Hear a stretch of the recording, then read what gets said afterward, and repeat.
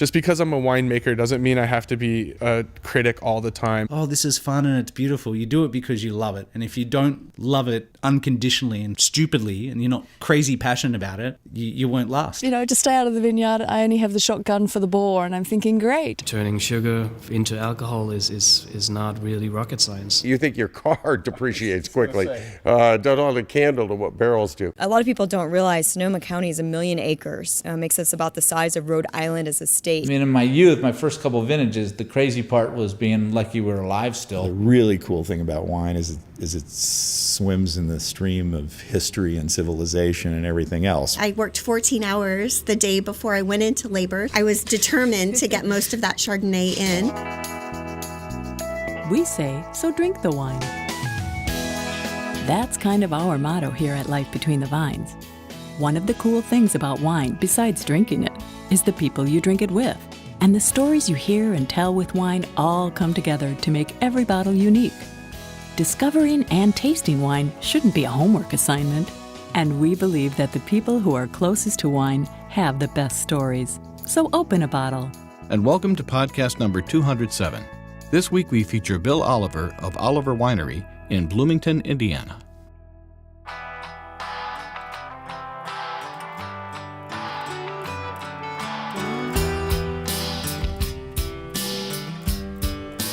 If it's one thing all wine lovers love, it's hanging out at wineries all over the country, which is why so many wineries have popped up in all 50 states. But Oliver Winery, which is located in Bloomington, Indiana, has been around for quite some time. In fact, you could say they were ahead of the curve.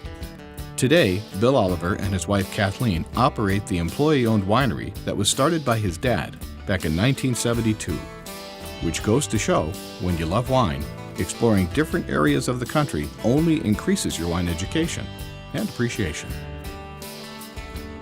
We're doing a phone patch today, and we're speaking with Bill Oliver of Oliver Winery in Bloomington, Indiana. We're in Bloomington, Indiana. Great. How you doing? I'm doing great. Good. Doing really good. As always, I say this about the other states, but of course people don't think of Indiana as being a wine-oriented state, but evidently you're quite big from what I've read. Yeah, we're selling a few cases, and I kind of ponder over the years whether we're better off being here, kind of being the big fish in the small pond, or would we be more successful in California? And don't really have much choice in it. Here's where we are, and people often ask us, why are you a winery in Indiana? Well, that's kind of where we grew up. It's where we're from, so we kind of took what we had so we could turn it into a vineyard and then a winery. Well, that makes sense. And I guess on the other hand, if you went to California, there'd be virtually no competition, right? Oh no, I don't think they're making much wine out there at all. But yeah, we'd be just another decent-sized winery in California. Not necessarily a bad thing, but I think balancing it all, I'll stay where I am. Yeah. Good call. Well, and there are so many more wineries that have opened up in the States. I mean, more of them continue to open up because people love going to wineries. Oh, absolutely, and I think people enjoy opening wineries as well. It's sort of the... How many more are opening up in the next couple of weeks, right? Heck, I don't know. Yeah, there'll be somebody. Yeah. A lot of times I just stumble across them. I was up in Carmel the other day just on business, and I'm just like, hey, there's a winery. Well, golly. Who's behind that? I think there's a certain amount of, well, geez, everybody else is doing it. I guess I'll go ahead and do it. Of course, the work that goes into it, as you well know, is extraordinary. And, it is. And you know what is also remarkable is the survivability of wineries. I rarely see them go out of business. Yeah, same here. I mean, people start restaurants left and right, and a year later, half of them are gone. But wineries, boy, kind of amazing staying power. I guess that has something to do with the power of the business model from just a business perspective. I guess wineries are at least marginally cash flow positive for the most part. We operate to a slight disadvantage because I think people are skeptical when they walk in our front door. We work harder to make sure our wines are clean and bright and exhibit varietal character, and that their experience here was just overall positive to kind of get people off maybe that what I call confirmation bias when they're going to walk in and think, I'm not going to like Indiana wine, but we get them turned around all the time, and it's a lot of fun to do so. Well, I think it's important for anybody going into a tasting room to keep an open mind. They're there for the experience, the fun. you never know what you're going to taste, and you may not like every wine, but usually you're going to find something you like. Absolutely. Yeah, very, very true here, because we got 45 wines on our list, and we're dealing with a different kind of wine consumer than you'd have in California. I mean, if you were to walk into a Santa Barbara winery, you'd expect to taste Pinot Noir and maybe some Chardonnay, and that might be about it. But here, we have to offer a much broader palette of wines. So stylistically, we range from classic dry vinifera all the way up to pretty sweet and pretty fruity things. Yeah, that was the thing I was looking at here. You 45 wines. Wow, you're a busy guy. Yeah, some of those probably need to be pruned off, so to speak. But it's hard to make those calls, and we just keep on plugging away. We have gotten rid of a couple things in the past year, but yeah, it's a stove with a lot of burners, so to speak, and especially this time of year during crush and fermentation, it's a lot going on. Oh, yeah. Well, and that's the thing about a winery, too. You've got the farming aspect of it. You've got the operational aspect of a tasting room. I don't need to tell you this. This is mostly for our listeners. And then you've got the idea of making the wine. There's so much that goes into it. This is not a typical business by any stretch. Oh, no kidding. I mean, we're manufacturers and we're retailers and managing wholesale distribution networks and all that. It's complicated. And then there's compliance. So, wow. Yeah, that's rough. That's rough. And fortunately, I got some really good people helping with that, because I have a lot of patience for that. I'm much more of a hands-on, kind of rather be in the cellar with some rubber boots making wine than sitting in front of a computer and dealing with spreadsheets and filling out forms. Not me. Sure. Well, the idea of operating a good business is always surround yourself with the best people doing what they're good at. Yep. Right. Can't say that enough. So you're in Bloomington, which I believe, from what I know of my geography, the more southern part of the state, south of Indianapolis? Yeah, we are 50 miles south of Indianapolis and 120 miles from Louisville, sort of south central, we call it. We are geographically on a bit of land called the Norman Uplands, and it was that part of Indiana which was not glaciated about 10,000 years ago. So we are hilly topography, which really helps us for grape growing, and all sorts of benefits to that: spring frost protection, soil drainage, and all sorts of other things. So, when people say they've driven through Indiana, maybe on I-70, and they just saw nothing but just sort of steamroll flat cornfields, we are not that by a long shot. Yeah, well, I mean, big difference when you get south of Indianapolis versus the north part of the state. Yeah, and it happens abruptly. I mean, it's flat. It does. It's hilly. Yeah, I've driven that 65 more times, and 65 is a nightmare of a freeway. Yeah, no doubt. Yeah, but when you get down south, especially on the way to Cincinnati, it's really beautiful. It is indeed. It's a great place to live. Your dad, William, started this whole concept of a winery. Is that right? He did. He was a home winemaker.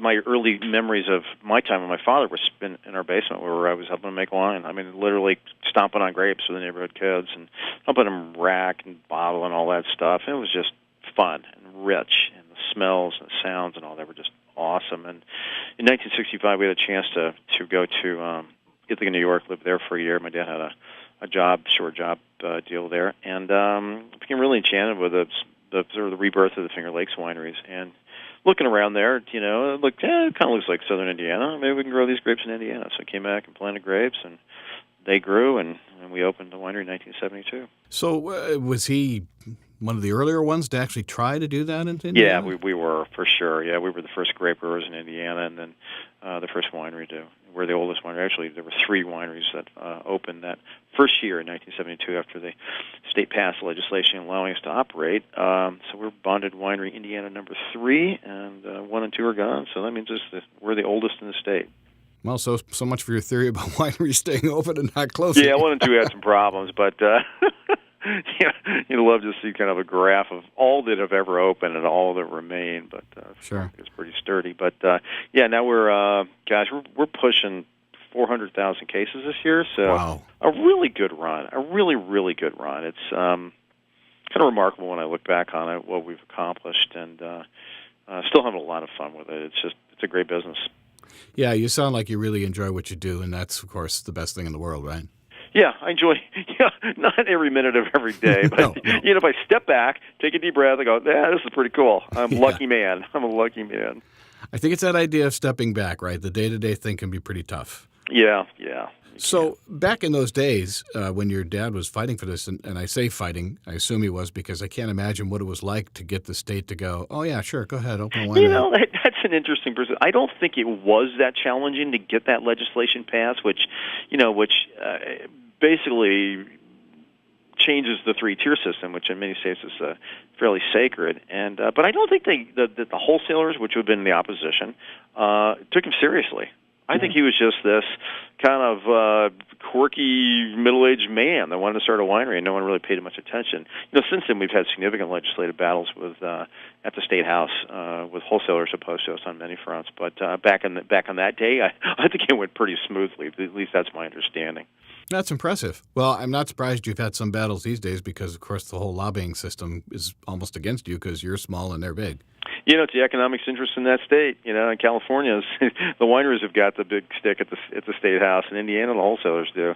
That's reality. Has it been a struggle for you for, say, for example, the last 10 years in regard to law? Yeah.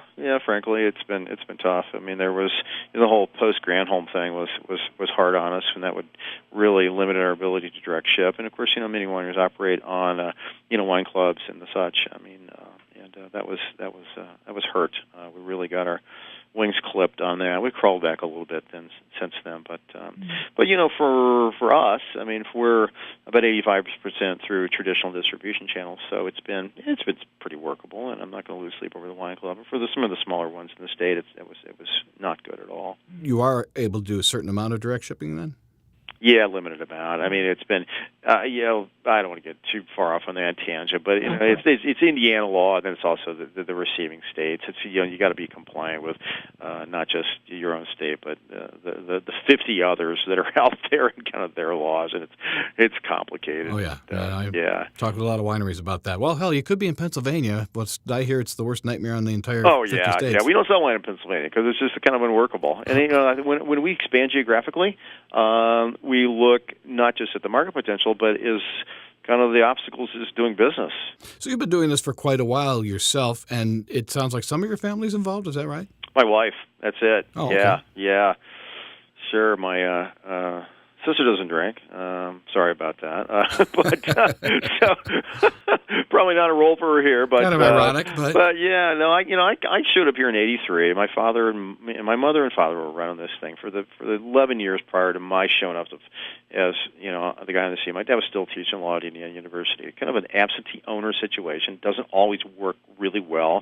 Dad had a lot of room to improve in terms of the wine quality, the wine variety, the appearance of the place, customer service, and I just jumped in and rolled up my sleeves and worked on all those things and thought we would be primarily a winery that sold wine out the front door. I mean, that's what most smallish wineries do, and but we developed some wines that just had kind of captured, I guess, the sweet spot. I mean, literally in the market in Indiana, a lot of the big players had kind of pulled out of the sweet wine business, and what they had was kind of bottom shelf stuff, not terribly well made and not branded particularly well. And so we just, for a good 20 years, kind of had that business to ourselves. That's not exclusively what we make. We make some wonderful dry wines, but that which we've sold in large quantity has been stuff that's been semi-sweet to sweet.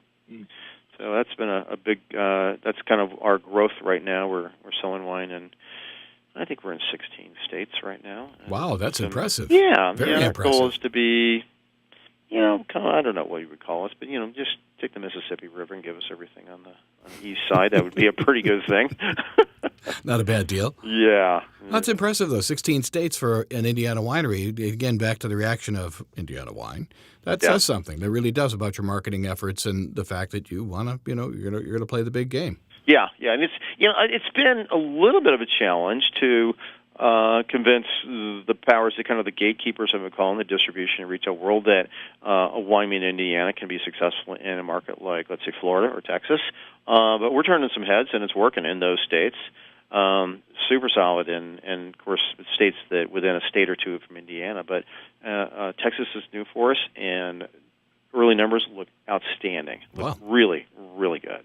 So congratulations. That's an impressive model for a winery. Yeah. We sent you some wines, didn't we? Yes, you did, and I liked them very much. I was very impressed because you don't know what to expect, frankly, when you're trying different states and their wines. But well done. Yeah, thank you. The emphasis is number one is on fruit quality. Our focus is to capture varietal character in a really clean, sort of balanced, fruit-forward sort of way. We're not the only winery who wants to make wine like that. But fruit quality is absolutely essential. After that, I would call our winemaking kind of minimalist in philosophy, that we're not doing a lot of just crazy stuff to it, not excessive filtration or moving wine from one tank to another just for the fun of it. Real focus on cleanliness, temperature control, and protection from oxidation during processing, and deliver a wine that's like, wow, that's good. That's what the reaction should be, right? Absolutely. Are all your vineyards right there on the property where your tasting room is, or? Yeah, they're about 2 miles west of here, and by historical accident, we're not relocated where our vineyards are. I wish we were, but we get folks out there. We do a lot of open houses and concerts and stuff at the vineyard. My home's out there. So you really don't get to go anywhere ever. You're just there all the time. Yeah. Not so true, actually. We get out quite a bit. Sure. Well, I'm a little curious for harvest time. Are you doing machine harvesting, or are you doing We do. hand? Yeah, we have a machine. And that's been, it's brand new last year. The challenge for getting grapes off the vine by hand is just getting picking crews at the right time. Decision on when to pick is probably the most important decision a winemaker makes. Picking at optimal maturity, a little too early and a little too late really compromises the wine. And if you're stuck with a hand harvesting crew, and that's kind of a cumbersome and not very flexible tool to pick grapes with, because you have to plan ahead and you can't make last minute decisions. So we got a machine, and now we're making harvesting decisions the day before, based upon flavor maturity, field chemistry, looking at the weather. We can say, let's take that out tomorrow, and we can do that. If we had to pull in 80 people to harvest, then it's like, it's going to take 5 days to pull this together.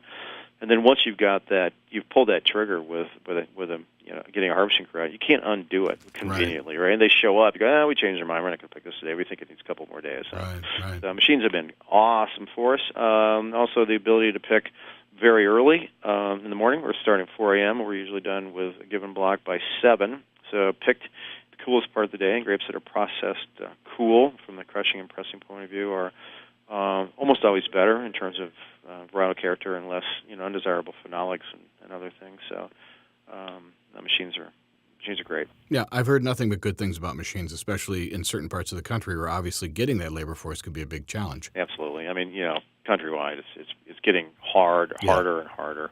Yeah, exactly. So the machine makes great sense.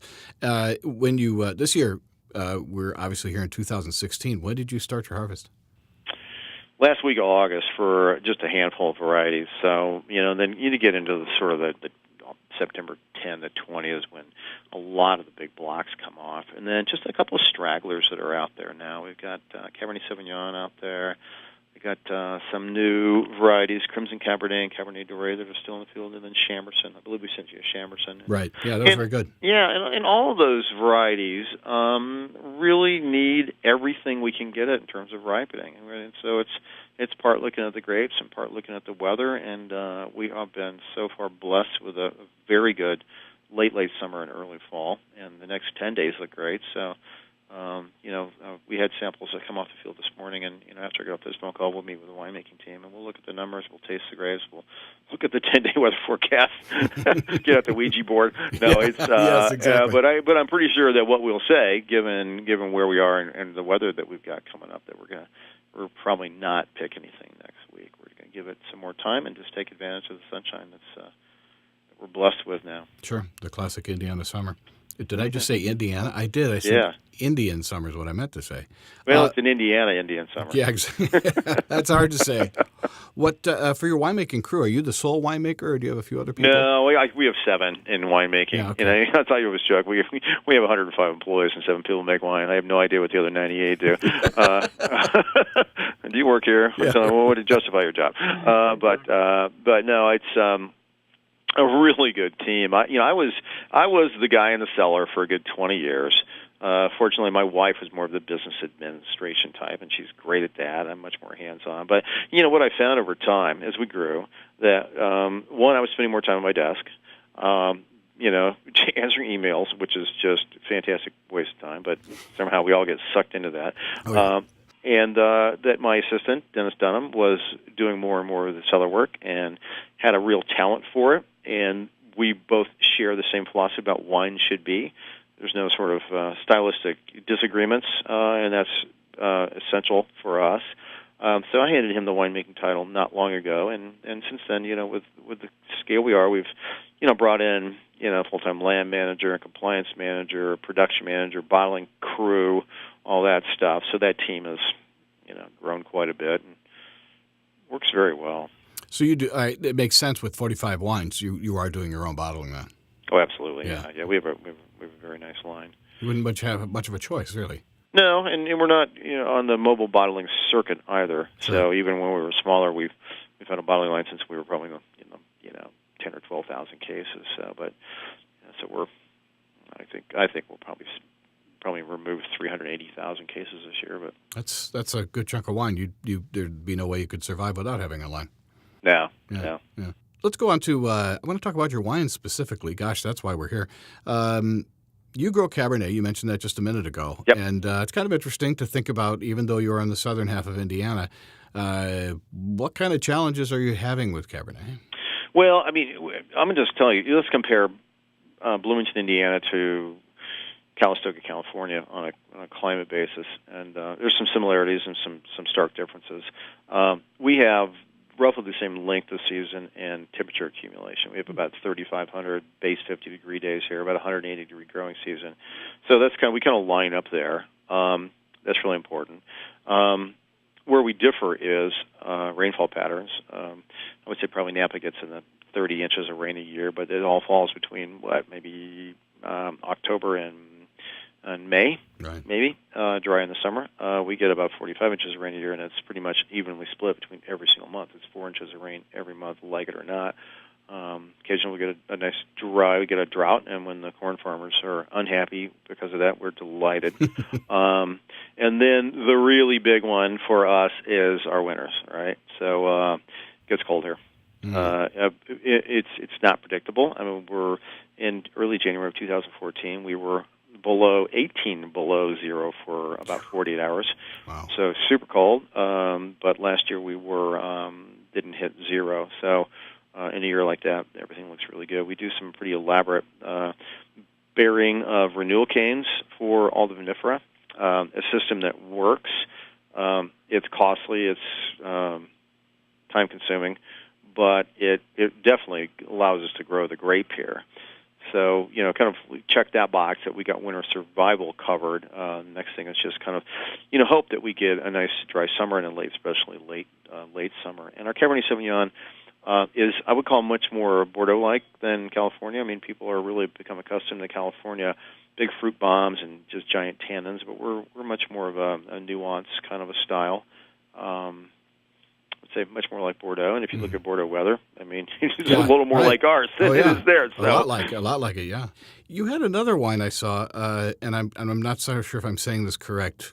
Corotte Noir? Yeah, Corotte. Yeah, well, of course. Yeah, Corotte's a hybrid. I don't know its exact parentage, but it's and we make I would call more of a Rhone style, light, fresh, summery sort of red out of that. It's all in stainless. Does not go through malolactic because that's a pretty low acid variety. Very fresh and kind of Italian cafe kind of wine. You don't think too much about it, but you love it with a sandwich and a salad, and it sells really well for us. What does something like that sell for? That's an $18 bottle of wine. Yeah, so very reasonably priced. Yeah, that's the one big advantage you have is that your wines, generally speaking, are wonderfully priced. I thought that was a disadvantage. Gosh, I wish I could get $45 a bottle for all this. No. That's and those prices work fine for us. You just take a look at the bottom line of your. It's okay. We got some more money in the bank, so we're all right. Well, it also goes back to this idea of the work that goes into winemaking. So many people don't understand what it takes. As we were just talking about this, we were talking about the harvester. The picker, that machine. Last time I talked to a couple of people about them, those prices put me on the floor. What they sell for. That's north of $300,000. But when you look at what it does for you, Right. Yeah, I mean, what value does it deliver? You're like, okay, I understand that. But, to your comment about all the stuff we do, the work that we do, but for people that are naturally like to be a jack of all trades, I like to be up from my desk, I be around, I'm talking to the guys that are managing the landscape and the winemaking, and sitting down with the marketing department and looking at some ads and stuff. I love that stuff, that is interesting to me. No day is like another, and I never get bored. No, I can't see how you'd ever get bored. Absolutely not. Yeah. Well, you're kind of like the classic catcher. You're getting curveballs thrown at you every day, pretty much. Yeah. No doubt. Yeah. No doubt. So you also make some rosé. Yep. And I'm a big rosé fan. I didn't get a chance to try your rosé, and hopefully one day I will. But does it tend to be a little bit more sweeter? Some rosés do. Well, we got two. One is noticeably sweet. It's Catawba, and the other is made from Chamberson, and it's much I would call European, Oregon Pinot Noir, a little more austere. Still some nice bright fruit there, but definitely some more of a grown-up version. So we got kind of both ends of the rosé world covered. Has that taken off for you because rosé is so popular now? It has, yeah, especially the sweet one. That's a lot. That's a lot of boxes. That's 40,000 cases, so good wine for us, no doubt. That's a lot of wine. It is, yeah. Well, to each their own. I'm just going to walk away from that one. No kidding. Yeah, no kidding. Well, we sent you apple pie, and that's a to each their own kind of wine too, true. right? It's. I try my best not to be a snob. I really do. Yeah. And some time ago, Wisconsin winemakers sent me an apple wine, and of course, I turned my nose up to it till I tried it, and I was like, "Oh my gosh!" It had all the characteristics of a regular grape wine. It was surprisingly good. Your education, your background. Did you go off to school somewhere to study winemaking? Was this something you had to learn on your own? Self-taught. Yeah, we're all self-taught. I've got the Dennis and winemakers is from chemistry, and then our lab manager is biochemistry. So there's some solid science knowledge behind us. But in terms of day-to-day winemaking, it's practice, it's observation, it's analysis and reviewing back, and also just kind of making sure that we're stylistically driven, that we have a winemaking objective. We're not just buying grapes and seeing what turns out. If we're going to make Syrah, for instance, we kind of know where we're headed. We've benchmarked against other varieties, and then we start asking questions of our suppliers and other wineries, and then we just, then we jump in and do it and see what happens, and then, kind of adjust the dials for next year to get closer to the bullseye. But, if you do that, if you think of that kind of as an iterative process, and you do that for 40 years, you start to get it figured out. I'd like to think so. Yeah, so kind of that's where we are. And no, I got a bachelor's degree in business administration, and then I worked out here for 8 years. And I always joke I went back for remedial education and got my MBA. And the truth is, I actually went back to find someone to marry. So good call. I left the business school with a super smart woman and a piece of paper.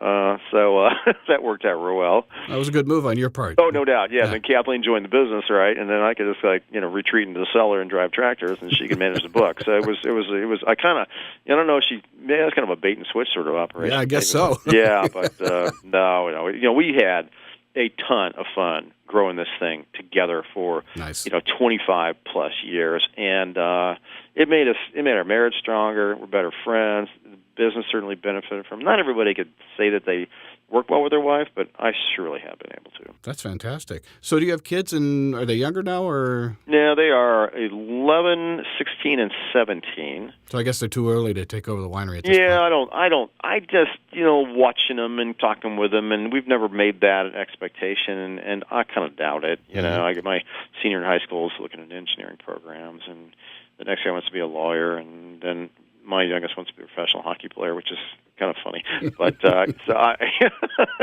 subject to a revision later. Sure. Based on a reality check, but nothing wrong with having a lawyer in the family, though. Yeah, for sure. No, that's pretty cool, but you never know.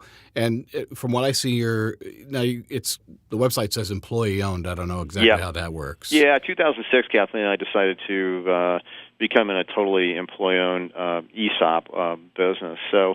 And there was a lot of things involved in that, but you're just looking at our kids and our own philosophy about multi-generational businesses and rewarding those that had made this successful. We elected to sell it in its entirety to the employees. So it's worked well. It has created, the sort of the literal ownership of the business has really affected the way people come to work. Sure, it's a vested interest. They really Absolutely, yeah.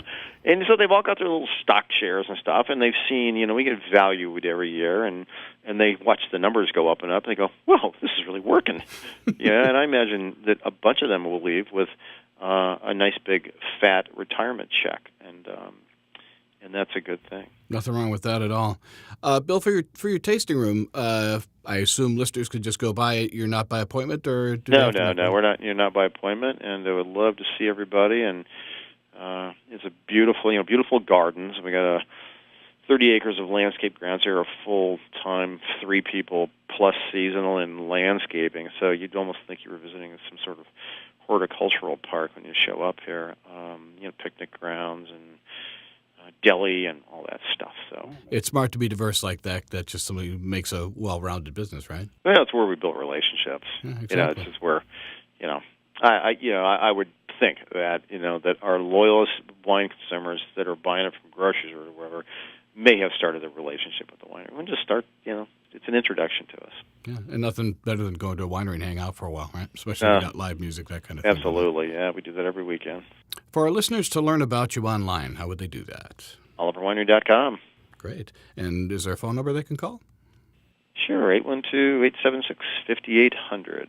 What a pleasure to talk to you. We really appreciate the opportunity to tell our story.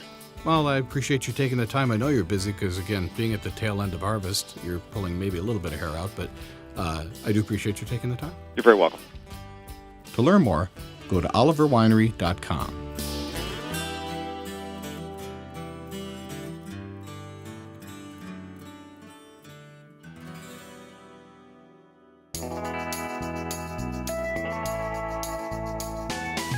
Thanks for listening, and remember to like us on Facebook. Also, check out our YouTube channel. Life Between the Vines is produced at Fifth Floor Recording Company in Milwaukee, Wisconsin. Produced and edited by Ray Pfister. Theme song and original music written and recorded by Tim Dondarevo. Our host is Kay Paskoff. Web design by Jenny Holland. Our graphics and website specialist is Lawton Hall. Our web geek is Dan Gieshin. Photos by Jeanette Hernyak. Copyright 2016.